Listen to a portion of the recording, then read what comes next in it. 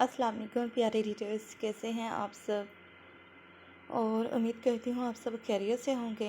Episode red کر رہی ہوں اور کچھ ہی دیر میں اپلوڈ بھی ہو جائے گی، تو بڑی ہمت سے لکھ رہی ہوں۔ پھر سے بڑی کوشش کیا کہ پھر سے لکھوں ناول، اپنی حالت کو مد نظر رکھتے ہوئے میں نے ایپیسوڈ پھر سے لکھنے کی کوشش کی ہے۔ تو امید کرتی ہوں آپ سب لوگ اچھا رسپانس دیں گے، مجھے مایوس نہیں کریں گے۔ پچھلے ایپیسوڈ پر جو آپ سب نے رسپانس دیا تھا اس سے دل اتنا خراب ہوا، اور اوپر سے گھر کی ٹینشنز الگ، جس کی وجہ سے میں نے ناول لکھنا ہی سٹاپ کر دیا، اور اب پھر سے لکھنے کی کوشش کی ہے۔ تو امید کرتی ہوں آپ سب لوگ اچھے سے رسپانس دیجیے گا، اور اب آپ سب کا وقت ضائع کیے بغیر چلتی ہیں ایپیسوڈ کی جانب۔ اس کی گاڑی خان مینشن کے بڑے سے گیٹ کو عبور کرتی لان کی راہداریوں سے گزرتی ہوئی داخلی دروازے کے سامنے رکی تھی۔ وہ جو پارکنگ لاٹ میں اپنی گاڑی کو پارک کرنے کا ارادہ رکھتا تھا، لیکن جب غیر ارادی طور پر اس کی نظر داخلی دروازے سے نکلتی ہوئی ہستی پر پڑی تو اس کی گاڑی کے ٹائر ایک زبردست چرچراہٹ پیدا کرتے داخلی دروازے کے سامنے بے اختیار رکے تھے۔ اپنی برانڈڈ فارچونر کے سیاہ شیشوں کو نیچے گراتے اس نے بادامی رنگ نظروں میں خون لیے داخلی دروازے سے نکلتی شائنہ افتخار خان کے دو آتشہ حسن کو دیکھا تھا، جو کسی مرد کے ہم قدم چلتی کہہ کے لگاتے ہوئے داخلی دروازے کی سیڑھیاں اترتے ہوئے اس مرد کے ساتھ کہیں جانے کی تیاریوں میں مصروف تھی۔ اس نے آگ اگلتی شعلہ بار دہکتی نظروں سے اس غیر مرد کے ساتھ بڑے فخر سے چلتی اپنی بے خوف بیوی کا بڑی تنقیدی نظروں سے جائزہ لیا، جو پیلے رنگ کی تنگ شرٹ میں ملبوس، ساتھ میں سفید تنگ کیپری پہنے ہوئے تھی۔ اس کی کیپری کے پاؤنچے اس کے ٹخنوں سے کافی اونچے تھے، جس میں اس کی پاؤں کے ٹخنوں سمیت اس کی سفید ٹانگیں صاف عیاں ہو رہی تھیں۔ دوپٹے سے نڈار لمبے سیاہ سلکی بالوں کو اپنے شانوں پر بکھیرے وہ سورج مکھی کا خوبصورت پھول لگ رہی تھی، جس کو دیکھتے کوئی بھی دیوانہ ہو کر اپنے ہوش گنوا دے۔ اور ساتھ کھڑا مرد اس کی اس حشر سامانیوں کو بڑی دیدہ دلیری سے تارنے کا کام بخوبی سر انجام دے رہا تھا۔ اس کے ہوش ربا سراپے کی حشر سامانیوں کو دیکھتے وہ غصے سے تمتماتے سرخ چہرے کے ساتھ گاڑی کے دروازے کو کھولتے اس کی طرف بڑھا تھا۔ گاڑی میں بیٹھو۔ اس کے پاس آ کر وہ اس کی سیاہ آنکھوں میں اپنی لہو چھلکاتی بادامی نظروں کو گاڑتے بھاری آواز سے گرایا۔ اس کی کشادہ ماتھے کی نسیں غصے کی شدت سے پھول چکی تھیں۔ اس نے بامشکل اپنے غصے کو پیا تھا۔ وہ جو اپنی گھر کی عورت کو اس کی حسن کو پردے میں لپیٹ کر رکھنے کا قائل تھا، آج شائنہ افتخار خان کو یوں ایک غیر مرد کے سامنے بے پردہ دے کر اس کا خون کھول اٹھا تھا۔ اس سے پہلے وہ جیسے بھی رہی ہو، اس کا جس کسی کے ساتھ بھی معاشقہ رہا ہو، اسے کوئی لینا دینا نہیں تھا، بھلے ہی اس کے تایازاد بھائی کے ساتھ افیئر رہا ہو، لیکن اب وہ اس کی بیوی تھی، اس کی عزت، اس کے گھر کی عورت تھی، ایک خانزادے کی غیرت تھی، اور ایک خانزادے کی غیرت کو گوارا نہیں تھا کہ اس کے گھر کی عورت اس کی غیر موجودگی میں غیر مردوں کے سامنے اپنے جسم کی نمائش کرتی پھرے۔ اس کے ماتھے کی پھولتی رگیں گواہ تھی کہ اسے اس وقت شائنہ افتخار خان کے دلکش چہرے کے ایک ایک نقوش کو نوچ لینے کا جی چاہ رہا تھا، جس کو اس کے مقابل کھڑے مرد نے اپنی ہوس بھری نظروں سے دیکھتے کوئی بار اپنی ہوس کو بجھایا ہوگا۔ یوں تمہاری اتنی ہمت کہ اس کے رعب دکھانے پر وہ اس کی طرف ابھی اپنی انگلی کو اٹھاتی، جب اظہر خانزادہ غصے سے اس کی اسی انگلی کو بری طرح سے اپنی گرفت میں لپیٹ کر مروڑا کہ وہ اس کی اس حرکت پر درد سے کہہ اٹھی تھی، اور پھر اسے گھسیٹتے ہوئے اس نے گاڑی کا فرنٹ ڈور کھول کر اس میں شائنہ افتخار خان کو پٹکا تھا، جبکہ اس کی اس قدر بے رحمانہ سلوک پر وہ آدمی شائنہ کی حمایت میں اظہر خان زادہ کی طرف بڑھتا، جب اس نے شعلہ برساتی نظروں سے اس آدمی کے بڑھتے قدموں کو سخت نظروں سے گھورتے اسے وہیں رک جانے کا اشارہ کیا تھا۔ اگر اپنے قدموں پر زندگی بھر چلتے رہنا چاہتے ہو تو وہیں پر رک جاؤ، ورنہ کہیں یہ نہ ہو کہ میں تمہارے ان بڑھتے قدموں کو دوبارہ چلنے کے لائق نہ چھوڑوں۔ اور اندر جا کر افتخار خان سے کہہ دینا شائنہ خانزادہ اپنے شوہر کے ساتھ اپنے سسرال چلی گئی ہے۔ اس کی طرف انگلی اٹھا کر وارن کرتے وہ غصے سے گرایا، اور پھر ایک کرخت نظر اس پر ڈالتے وہ گاڑی میں سوار ہو گیا۔ سونی بیٹا، کھانا تیار ہے، آ جاؤ پہلے کھانا کھا لو۔ زوبیہ بیگم اس کے کمرے میں داخل ہوتی محبت سے اسے کھانے کا کہہ رہی تھی۔ امی جان، ابھی بھوک نہیں ہے ہمیں، آپ جائیں ہم کچھ دیر تک آتے ہیں، اس نے ٹالنے والے انداز میں کہا، اور بے چین نظروں سے میز پر پڑے اپنے موبائل کی بند اسکرین کو دیکھا۔ موبائل کی اسکرین کو بدستور یوں ہی بند دیکھ کر وہ مایوس ہوئی تھی، جہاں ابھی تک اسے اکرام خان زادہ کی کوئی کال نہیں آئی تھی، کیونکہ وہ پچھلے کئی گھنٹوں سے موبائل کی بند اسکرین پر اپنی خوبصورت نیلی نظروں کو جمائے اکرام خان زادہ کی کال کا بڑی بے صبری سے انتظار کر رہی تھی، جو آ کر نہیں دے رہی تھی۔ اس کا ایک طرف دل کرتا وہ خود ہی کال کر کے اس سے پوچھے کہ وہ اس سے بات کیوں نہیں کر رہا، جبکہ خود سے اکرام خان زادہ کو کال کرنے کا اس میں یارانہ نہ تھا۔ اور پھر اپنی اس شریر معصومانہ سوچ کے آتے ہی وہ خفت سے لبوں کو دانتوں تلے دبا لیتی تھی۔ زونی بیٹا، ہمارے داماد کو لے کر تمہاری بےتابیاں اپنی جگہ، مگر باہر جو گھر والے تمہارے انتظار میں بھوکے پیاسے بیٹھے ہیں، ذرا ان کا بھی کچھ خیال کر لو، ان کو کس بات کی سزا مل رہی ہے۔ تم ایسا کرو، موبائل اپنے ساتھ باہر لے آؤ، جب اکرام بیٹے کی کال آئے تو بلا شبہ کھانا چھوڑ کر کمرے میں آ جانا، لیکن ابھی سب باہر تمہارا انتظار کر رہے ہیں۔ زوبیہ بیگم اس کی بیتاب نظروں کو فون پر جمے دیکھ مسکرا کر شرارتاً بولی، جس پر وہ اپنی بے خودی پر خجل سی ہوئی تھی، اور انگلیوں کو بلا وجہ چٹکانے لگی۔ آ جاؤ بیٹا، شریر مسکراہٹ کے ساتھ کہتے انہوں نے ہاتھ بڑھا کر اس کی انگلیوں کو چٹکاتے ہاتھوں کو تھاما تھا، جس پر وہ اپنی ماں کے چہرے سے چھلکتی شریر مسکراہٹ سے بچنے کی خاطر دھیرے سے ٹیبل پر سے موبائل کو اٹھا کر سر جھکائے خاموشی سے ان کے ساتھ کھانا کھانے چل دی تھی۔ انہوں نے اپنے ساتھ چلتی ہوئی زنیشا پر ایک خوشباش نگاہ دوڑائی تھی، جس کے چہرے پر کھلتے خوبصورت رنگ اس کے خوش ہونے کے گواہ تھے۔ اس کے چہرے پر کھلتے ان خوبصورت رنگوں کو دیکھتے انہوں نے دل ہی دل میں اپنی بیٹی کی نظر اتاری تھی، اور پھر انہوں نے اپنے دل میں اپنے داماد کو ڈھیروں دعائیں دیتے سراہا تھا، جس نے ان کی بیٹی کی بے رونق پھیکی زندگی کو زندگی کے خوش رنگ 7 بہاروں کے رنگوں سے بھر دیا تھا۔ دل میں طمانینت بھری لہر کو محسوس کرتے انہوں نے ہمیشہ کی طرح ان کی دائمی خوشیوں کی دعا کی تھی۔ کافی مہینوں بعد آج وہ اس سرزمین پر کھڑا تھا، جس زمین کو کچھ مہینے پہلے اس نے اپلا الشام سے منہ مانگی قیمت ادا کر کے خریدا تھا۔ اسے خبر ملی تھی کوئی شخص اس کی زمین پر اپنے خوابوں کا محل تعمیر کرنا چاہتا ہے، جس پر آج اس نے اس زمین کا چکر لگانے کی ٹھانی تھی۔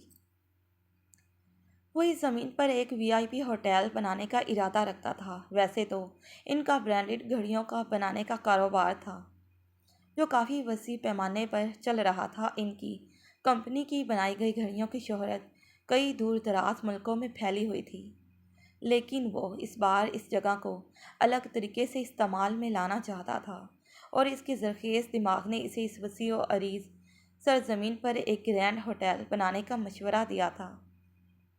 بلیک 4 پیس پینٹ کوٹ میں ملبوس وہ اپنی تمام تر وجاہت کے ساتھ اپنی چھا جانے والی باروب شخصیت کے زیر اثر وہ اس ماحول پر چھایا ہوا لگ رہا تھا۔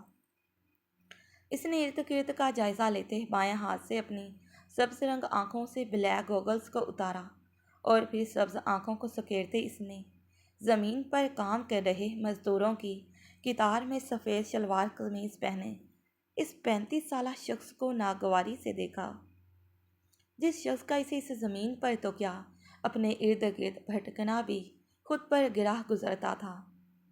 اس کے بھاری قدموں کی آہٹ کو سن کر اس شخص نے مڑ کر اکرام خانزادہ کی طرف اچنبھے سے دیکھا اور پھر چہرے پر شیطانی فخریہ مسکراہٹ سجائے وہ اس کی طرف بڑھا تھا۔ اکرام خانزادہ میرے پاس چل کر آئے، میں تو آج اس کو اس صدی کا سب سے بڑا عجوبہ سمجھوں گا۔ وہ شخص اس کے استقبال کے طور پر اپنی باہوں کو پھیلائے طنزیہ مسکراہٹ سے کہہ رہا تھا، تبریز خان، جانور کو بھی ایک بار سدھایا جائے تو اسے یہ بات سمجھ میں آ جاتی ہے کہ یہ جگہ اس کی نہیں، اس نے اس جگہ پر اپنی دم کو نہیں مارنا، لیکن تمہاری کتے کی جو یہ دم ہے مجال ہے کہ اپنی حرکتوں سے سدھر جائے۔ وہ اس کی پھیلی باہوں کو غزیلی نظروں سے دیکھتا گھرایا، جس پر تبریز خان کے چہرے کی طنزیہ مسکراہٹ ایک سیکنڈ سے پہلے سمٹی تھی۔ کس کمبخت نے کہہ دیا تمہیں کہ یہ جگہ میری نہیں ہے؟ یہ جگہ میری ہی ہے، تبریز خان کی ملکیت، اور میں اس وقت اپنی جگہ اپنی ملکیت پر کھڑا ہوں۔ ناگواری سے اکرام خانزادہ کو طنز کو سہتے ہوئے اپنے ایک ایک لفظ پر زور دیتے ہوئے اس نے بازوں کو پھیلا کر اس وسیع و عریض رقبے پر پھیلی سرزمین کو بڑے فخریہ انداز میں اس زمین پر اپنی ملکیت کا اظہار کیا تھا، جس پر اکرام خانزادہ کے چہرے پر امڑنے والی طنزیہ مسکراہٹ بہت بے ساختہ تھی۔ اوہ، میں بھی سوچوں، ضرور اس کمبخت نے ہی تمہیں اس غلط فہمی کا شکار کیا ہوگا، جس کمبخت نے تمہیں یہ جھوٹا عزم دیا کہ یہ سرزمین اکرام خانزادہ کی نہیں بلکہ تمہاری ملکیت ہے۔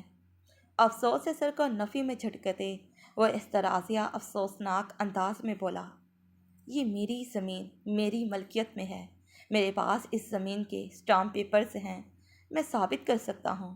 وہ اس کے لہجے کی مضبوطی سے خائف ہو کر گرایا، ویل، اگر تو تمہارے پاس مجھے دکھانے کے لیے محض یہ اسٹامپ پیپرز ہیں تو میرے پاس اس وسیع و عریض سرزمین کے رجسٹری کے اصل کاغذات موجود ہیں، جس کی روح سے اس زمین کا اصل مالک میں ہوں، یعنی اکرام خانزادہ، کیونکہ تمہاری طرح تمہارے ان کھوکھلے اسٹامپ پیپرز کی میرے سامنے کوئی اوقات نہیں ہے۔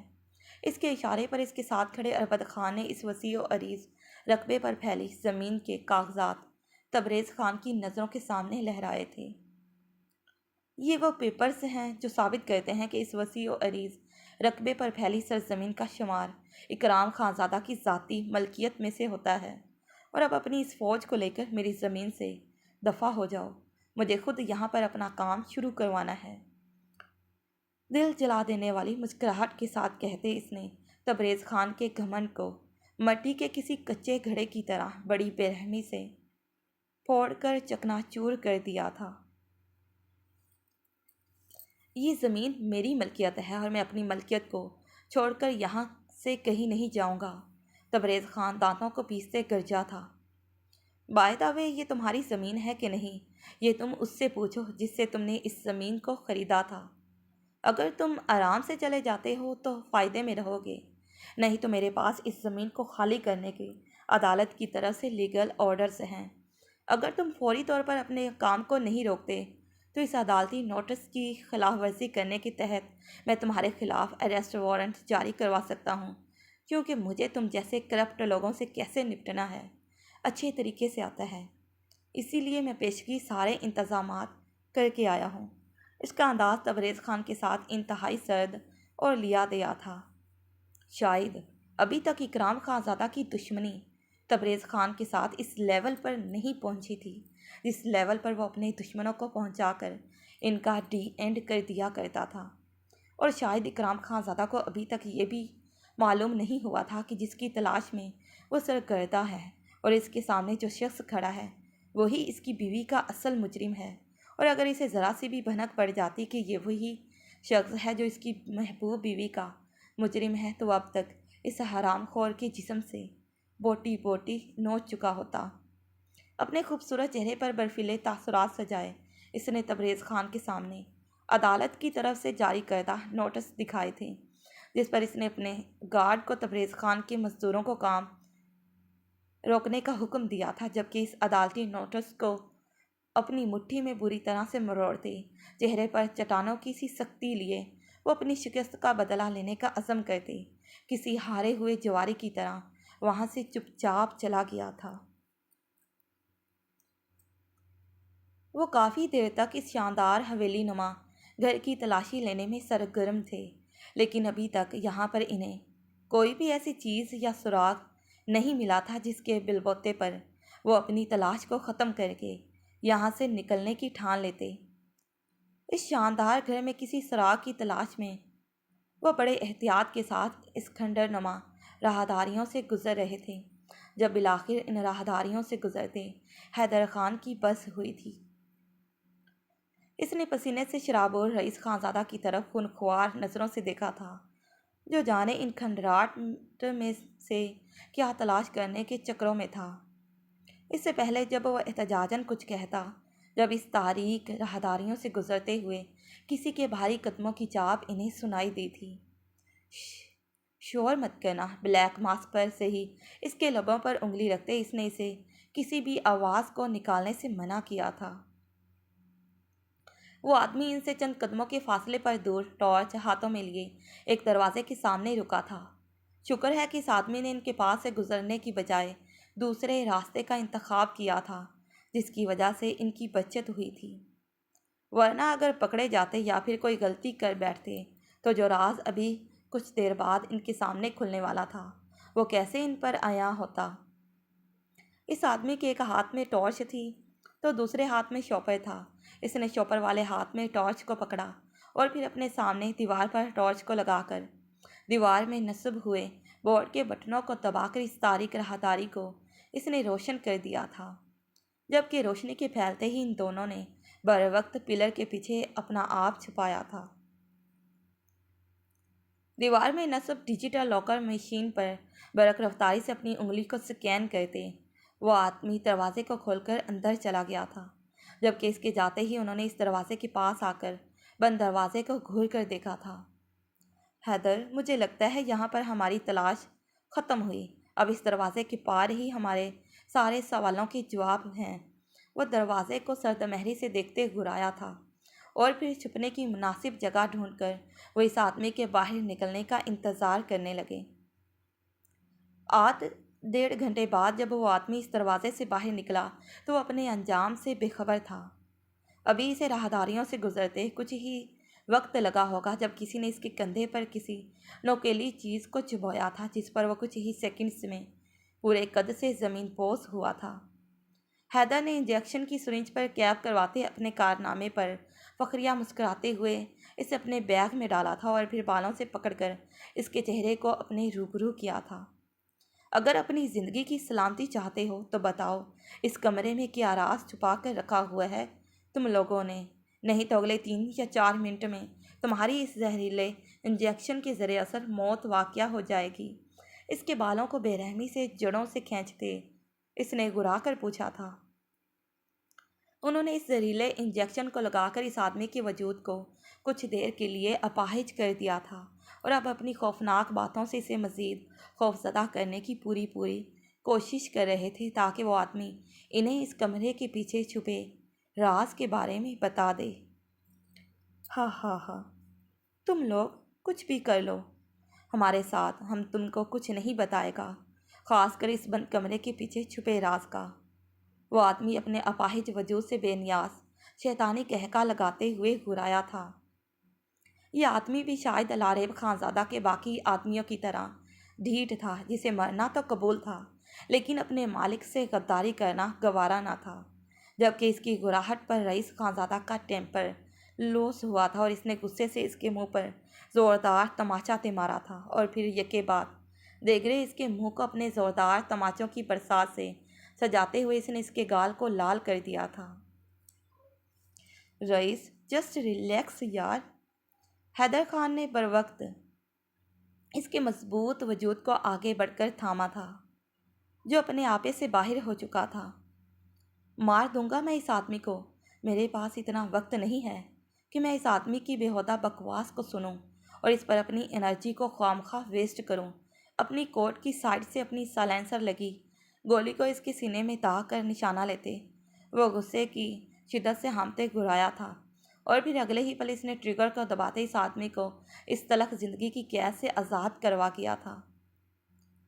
اس آدمی کی پھٹی آنکھوں کو اس نے نفرت سے دیکھا تھا، جبکہ حیدر خان ابھی تک اپنی پھٹی پھٹی نظروں سے اس منظر کو دیکھ رہا تھا کہ وہ اتنی جلدی یہ سب کر جائے گا، کیونکہ اس کو رئیس خانزادہ سے اس شفاق عمل کی توقع نہ تھی۔